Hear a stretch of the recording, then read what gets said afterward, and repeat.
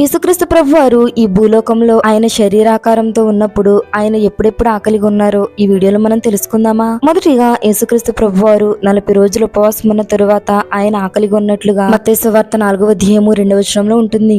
40 దినములు 40 రాత్రులు ఉపవాసం ఉండిన పిమ్మట ఆయన ఆకలిగొనగా అనే మాట అక్కడ ఉంటుంది. రెండవదిగా యెరూషలేము పట్టణమునకు ఆయన వెళ్ళుచుండగా ఆయన ఆకలిగొన్నారు అని మత్తయి సువార్త 21వ అధ్యాయము 18వ వచనంలో ఉంటుంది. ఉదయమందు పట్టణమునకు మరలా వెళ్ళుచుండగా ఆయన ఆకలిగొనెను. అలా ఆకలిగొని అంజూరపు చెట్టును చూచి దాని యొద్దకు రాగా దాని యందు ఆకులు తప్ప మరి ఏమీ కనబడలేదు. మూడవదిగా ఆయన చనిపోయి సమాధి చేయబడి పునరుత్థానుడై తిరిగి లేచిన తరువాత శిష్యులకు తాను కనిపరుచుకున్నప్పుడు ఆయన ఆకలిగొన్నట్లుగా యోహాను సువార్త 21వ అధ్యాయము 5వ వచనంలో ఉంటుంది.